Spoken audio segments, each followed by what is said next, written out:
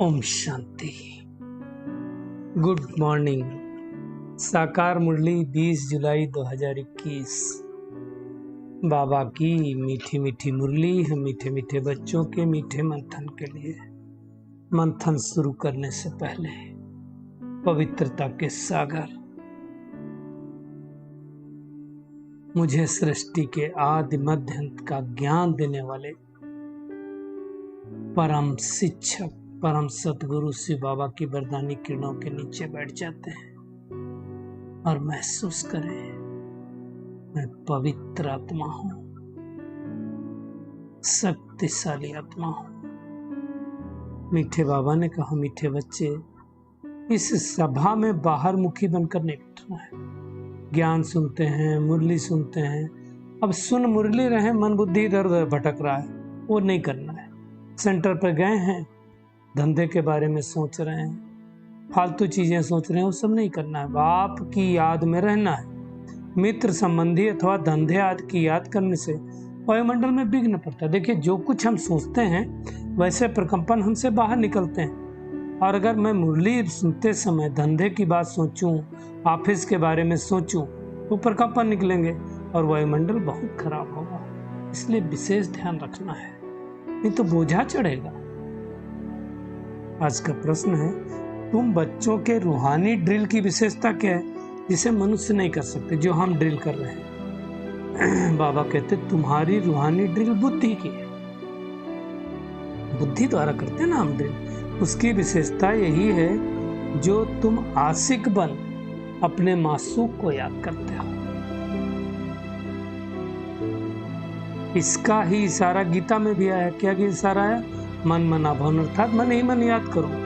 परंतु मनुष्य अपने मासूक परमात्मा को जानते ही नहीं, तो ड्रिल कैसे करेंगे, याद कैसे करेंगे? तो जिस्मानी ड्रिल दिखलाते हैं। परिचय नहीं भगवान का, उनको याद कैसे कर सकेंगे? तो पहले परिचय बहुत आवश्यक है।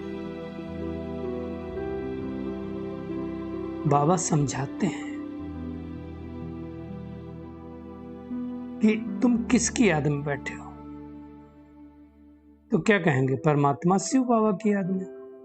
उनकी याद में रहने से जो भी विकर्म है वो भस्म हो जाएंगे और हम विकर्माजीत बन जाएंगे। जैसे सूरज के सम्मुख, सूरज जब निकलता है उसके सम्मुख अगर हम गीले कपड़े डालें, फंगस वाले कपड़े डालें, सब बैक्टीरिया नष्ट हो जाते हैं।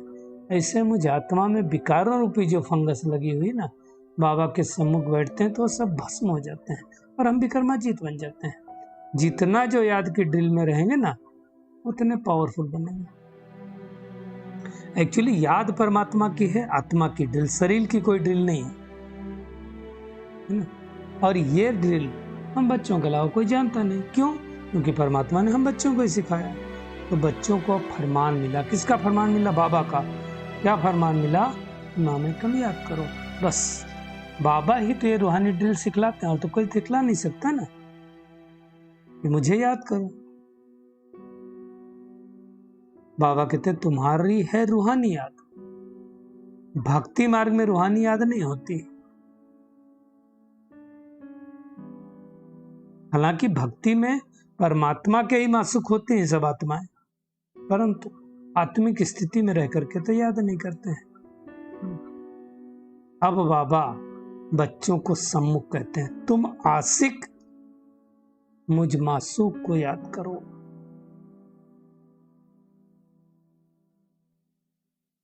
बुलाते भी हैं उनको कि बाबा आओ, दुख से लिबरेट करो, सुख शांति में लेकर के जाओ। बाबा कहते हैं, इस दुख धाम मृतलोक का विनाश तो हो नहीं। निश्चय करने की बात है। ऐसा नहीं होगा कि सृष्टि ऐसे ही चलती रहे, परिवर्तन ना हो। बहुत भारी हो गई ना सृष्टि, अब बहुत सारी पॉपुलेशन हो गई, बहुत भ्रष्टाचार बढ़ गए, तो हो गए। बाबा कहते हैं, अभी अमर लोग जिंदाबाद, मृत लोग मुर्दाबाद होना ही है। उसके लिए तो तुम ब्राह्मण बच्चे बने हो, लेकिन तुम्हारे में भी नंबरवार है। तुम बच्चों को पूरा निश्चय होना चाहिए कि अब हम नरकवासी से 21 जन्मों के लिए स्वर्गवासी बनते हैं। चेक करें, मुझे निश्चय है क्या? अच्छा, अभी निश्चय नहीं होगा तो कब होगा? कई लोग क्या होता है, जीवन में भटकते ही रहते हैं। आज यहाँ गए, कल वहां गए, परसों वहां गए, मतलब उनका भटकना कब बंद होगा? और भटकते रहते हैं, अर्थात मतलब क्या हुआ, इसका मतलब क्या हुआ, वो बंदर की कहानी याद आती है कि दूसरे के पेड़ से बंदर वो अमरूद तोड़ रहा था, तो उसको कहा कि तुम अपना क्यों नहीं लगा लेते हो पेड़? तो बंदर ने लगाया। अब लगाया, दूसरे दिन फिर से उखाड़ के देख रहा, अरे इसमें तो फल आए नहीं, आएंगे क्या? बार बार उखाड़ेंगे तो फल नहीं आएंगे। ठीक इसी प्रकार से हम निश्चय बुद्धि बन करके परमात्मा को याद करें, एक जगह अपनी बुद्धि को लगाएं। भटकते रहते हैं, आज यहाँ गए, कल वहां गए, परसों वहां गए। एक जगह को छोड़ना मतलब उस पेड़ को उखाड़ देना। तो बाबा कहते हैं दुनिया में कोई मरता भी है तो कहते हैं स्वर्गवासी हुआ। कितने दिन के लिए हुआ किसी को मालूम नहीं। यहाँ तो हम 21 जन्मों के लिए स्वर्ग में निवास करने लायक बनते हैं, परंतु दुनिया में मनुष्य नहीं जानते, इसलिए श्री कृष्ण का नाम डाल दिया। वो भी गलती नहीं है। क्यों डाल दिया? क्योंकि कृष्ण और शिव का बहुत नजदीक का संबंध है। देखो, शिव जयंती कब होती है? इस पुरुषोत्तम संगम युग पर, और उसके बाद फिर क्या होती है? कृष्ण जयंती। अभी थोड़े दिनों बाद शिव जयंती आएगी। शिव जयंती के बाद फिर क्या होता है? फिर कृष्ण जयंती आती है। तो वो बहुत नजदीक का संबंध है। शिव जयंती कब होती है? रात में। और कृष्ण जयंती कब होती है? सुबह होती है। अर्थात कलयुग रूपी रात में शिव जयंती होती है, और जब प्रभात होता है, सुबह होने वाली होती है, तब श्री कृष्ण जयंती होती है। ये बातें सब थोड़ी समझ सकते। बाबा कहते तुम बच्चे समझ सकते हो, दुनिया में हर कोई थोड़ी समझ सकता।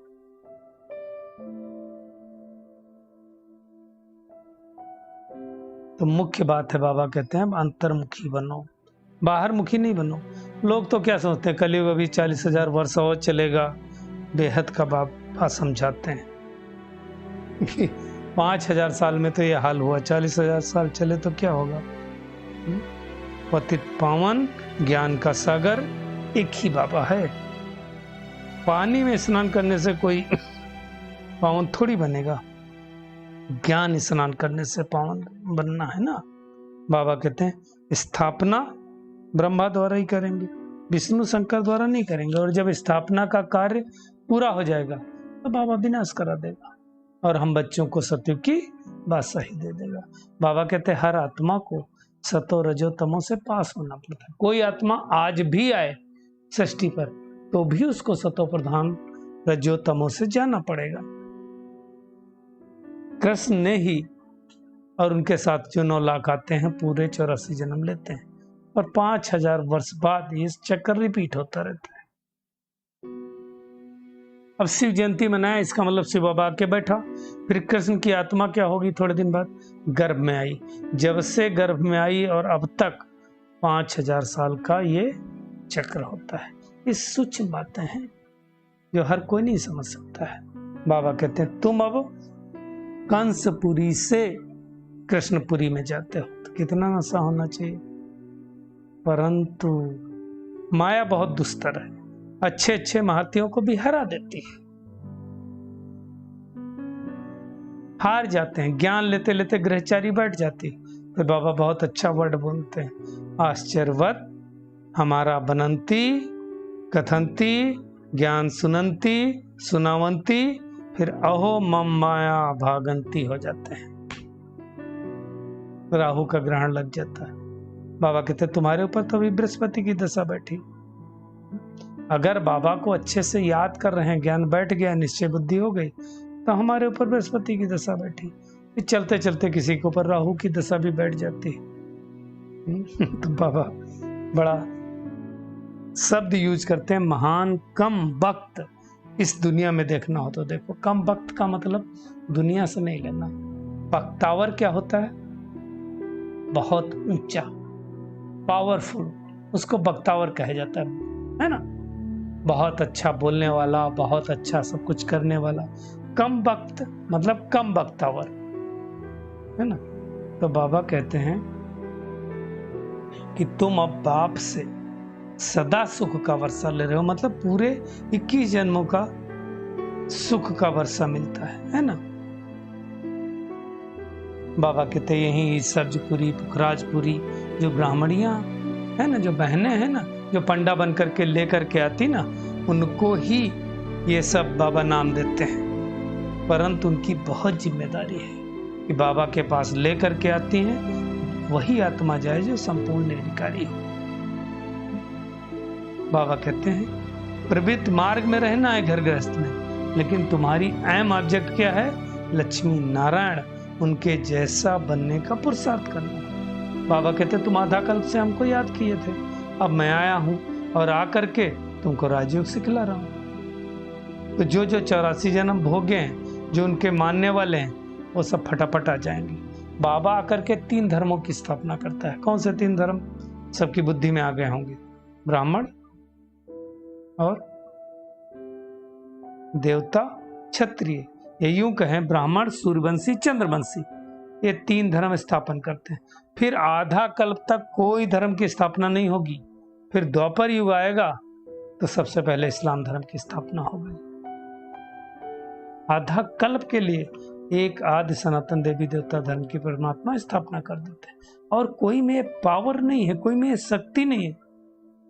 बाबा कहते हैं तुमको अपना बनाकर सूर्यवंशी, चंद्रवंशी घराना स्थापन कर, बाकी सब का विनाश करा देता हूं। सभी आत्माएं शांति धाम में चली जाती हैं और तुम सुख धाम में आ जाते हो। उस समय कोई दुख नहीं, इसलिए फिर हम सत्युग त्रेता परमात्मा को याद भी नहीं करते हैं। बाबा कहते हैं तुम इस समय हमारे मददगार बनते हो। बाबा ज्ञान का सागर है, तो हम बच्चे कौन हो गए? ज्ञान गंगाएं हो गए। दूसरी तो सब पानी की नदियां हैं, उनसे कुछ नहीं होता है। ये सब 5000 का चक्र बाबा ही ने समझाया। सृष्टि चक्र के 4 भाग हैं, स्वास्तिका के रूप में हैं, हर भाग एक एक युग कहलाता है। सब बाबा ने समझाया। और फिर इस पुरुषोत्तम संगम युग पर आत्मा और परमात्मा का मिलन होता है।